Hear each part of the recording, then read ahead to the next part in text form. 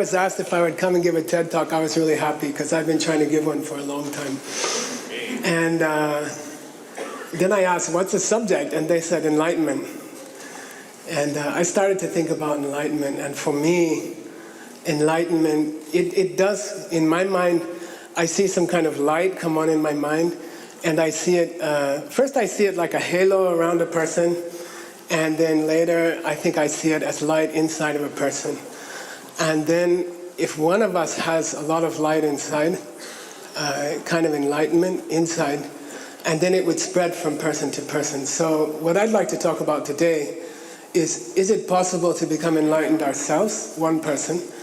And then, do we really have a chance to make the whole world enlightened? Is it possible for each one of us to make the whole world enlightened?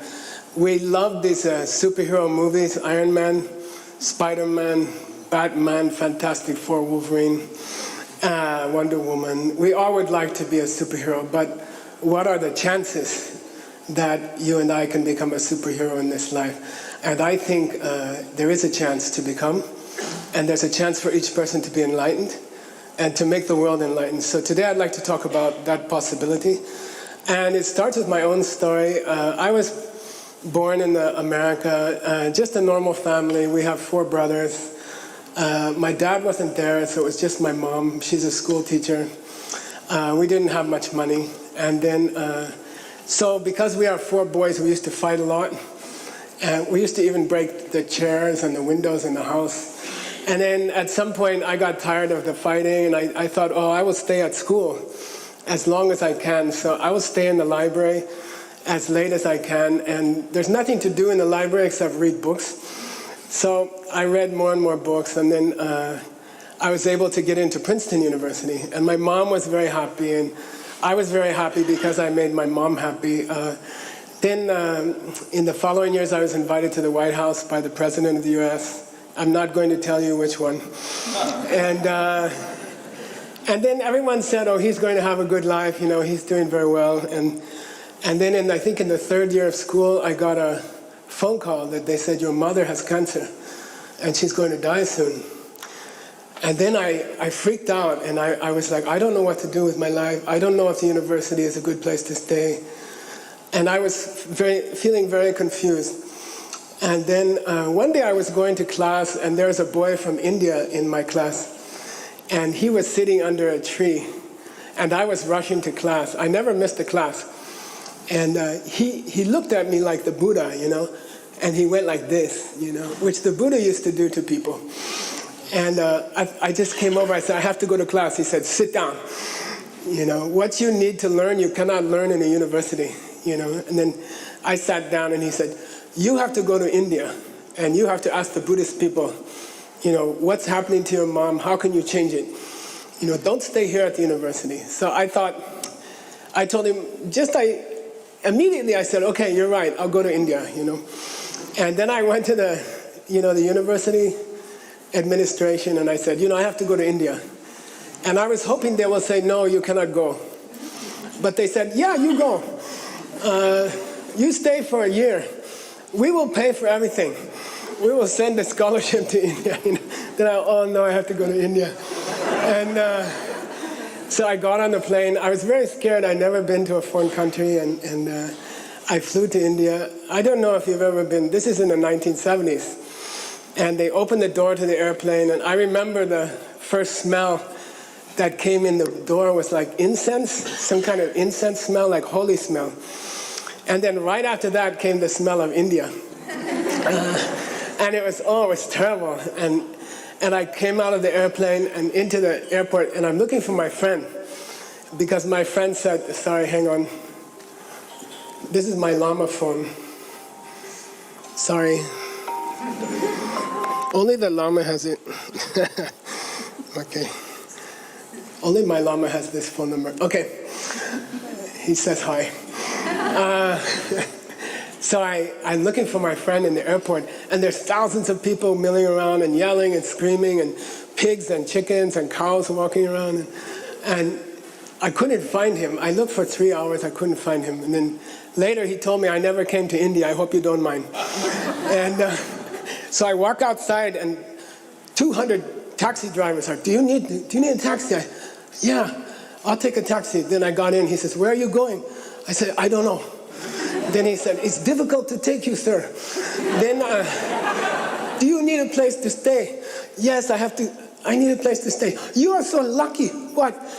My brother owns a hotel. Every Indian taxi driver's brother has a hotel. It's just his house, but they will charge you for hotel price. And I went to his house, and I went in the bedroom, and I closed the door, and I locked it. And for 2 days, I was afraid to go outside. And then finally, the brother, he knocked on the door. He said, are you in there? I said, yes. He said, are you coming out? No. Are you okay? No. Are you hungry? Yes. Okay, I'll bring you some food, but you have to open the door, Then he brought some food, very beautiful Indian meal, and he explained in Ayurveda what each thing means. And then he said, why did you come to India? And I said, I need to learn about life and death of my mother, and I need to understand.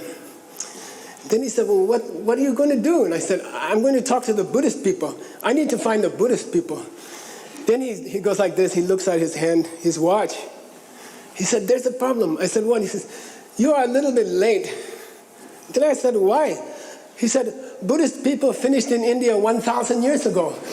There's no Buddhists in India, Then I said, what can I do? My ticket is 3 months. He said, wait, there are Tibetan lamas. They are coming out of the mountains. The refugees are in the Himalayas. You go to the Himalayas, maybe you will find one. So I went to the Himalayas, and I did meet some lamas. And in those days, it was cool. You could meet the biggest lama. You could walk into the refugee camp, and you can talk to them. So after a while, I joined the monastery, and I became a monk. And I stayed for 25 years in a monastery, Tibetan monastery. And it's a very tough program. You have to speak in Tibetan language. You get up at 4 in the morning. You meditate. You go to class. Then you do debating. It looks like kung fu or something. Like, like that. And you have to answer questions in philosophy and meditation for like 4 or 5 hours a day. It's like this. And then after 25 years, you will have your final examination. And you go to a public park, and you have to sit up in the front. And then each monk, in my monastery, there are over 1,000 monks. Each monk will question you, one by one, night and day. And it takes 3 weeks. Each one asks you questions, and you have to answer questions. And then the final day, the big lamas, your teachers, they will ask you questions. So last year, something funny, I found a video of my examination. I thought you would like to see it. So let's try.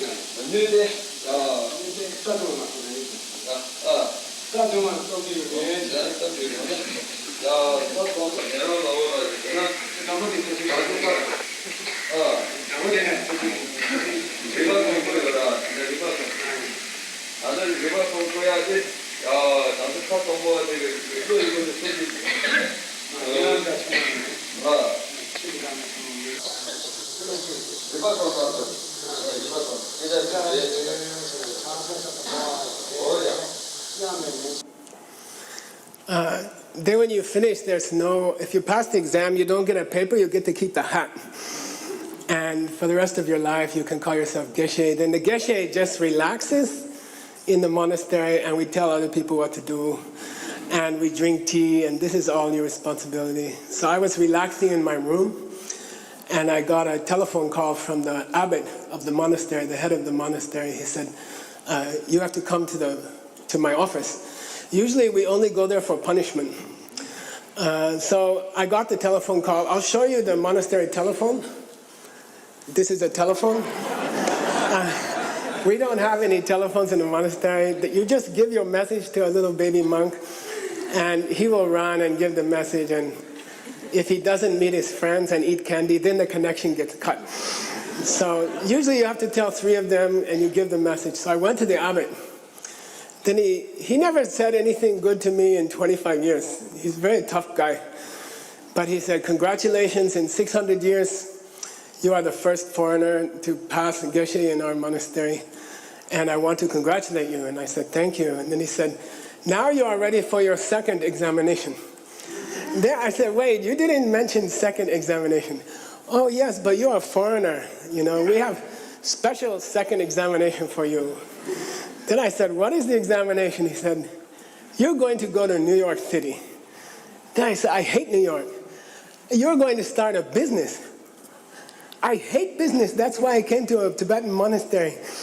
Yes, and you are going to make $1 million in 1 year. Why? Because for 25 years we are teaching you how to change reality. This is what they teach us in the monastery. How do you shift reality, like in the Matrix movie? You know, how can you go like this and change reality? You know, we call karma, right? Then we taught you for 25 years. We want to test you and see if you understand how to do it in real life, you know. So we did this grand experiment. They sent me to New York. I had $7 to start with. I don't have any money. And I had to buy a suit. So I went to the place where they sell the, you know, Goodwill store? They sell the clothes of dead people there. And I bought a suit. It smelled funny. It smelled like dead person. And I asked my teacher, my lama, what business should I do? I don't know any business. Oh, you sell diamond business. Oh, I don't want to do diamond business. This is dirty business. No, we are sending you to the most dirty business because the lotus always grows in the mud. You know, you should go to the dirtiest business. And let's see if you can make it pure, you know, like that. So we started a diamond company with 3 people. I used the methods of karma, which I want to teach you today, how to plant a karmic seed in your mind. And now there are 10,000 people in the company. We reached $250 million per year. And in 2009, the company was sold to Warren Buffett. And I used all of my money to start a project for the Tibetan refugees. The project is now many years old, and we are teaching them to use computers to type in their ancient sacred books. And so for 28 years, we are training Tibetans in the refugee camps to type in their ancient books and put them up online for free. So this is what I did with my money. I think all of us would like to have, I think there are like 5 goals in life that people would like to have. One I like to call financial independence. I would like to have enough money to do anything I want to do. I would like to have enough money to really help the refugees in Europe, you know, and around the world. I would like to have a lot of money and be independent. I don't want a big house because I don't want to clean a big house. And I don't want a big car because it's hard to park. You know, I want small, simple, beautiful things. But about money, I don't want to think about money. I want to have so much money I don't have to think about it. So for me, that was the first goal, financially independent. Then secondly, I think you can be rich, but you can be a lonely rich person. And I think all of us would like to have a beautiful partnership, a beautiful family. I think relationships are the second goal of a human life. It's the happiest thing in a human life if it's going well. It's the worst thing in a human life if it's not. I think the third goal is good health. All of us would like to be young. We would like to be strong. We would like to be healthy, not sick. These are all outside goals, I think. Inside, with financial independence, you know, with a beautiful relationship, with great energy, then inside I would like to be peaceful. And I would like to be like in a state of peace all the time. This is the inner goal. I think those are 4 things that everyone would like to have. And then 5th, which we've heard today, very beautiful talks by many people, I would like to do something to help the world. You know, I would like to bring those 4 things, that kind of enlightenment, to the rest of the world. I would like to share what I have with the rest of the world. So I'm going to teach you 4 quick steps that they taught me in the monastery. These come from the 4th century. And these are how to plant a seed in your mind for things that you want to achieve. First, I'll ask you some questions. Just answer me. This is the old Tibetan system. What is this thing? Yeah, it's a pen. Okay. Next question. If a small dog comes in here and I go like this and I show this to the dog, what will they do with it? Chew on it. Yeah, they'll write it. Do they see this as a pen? No.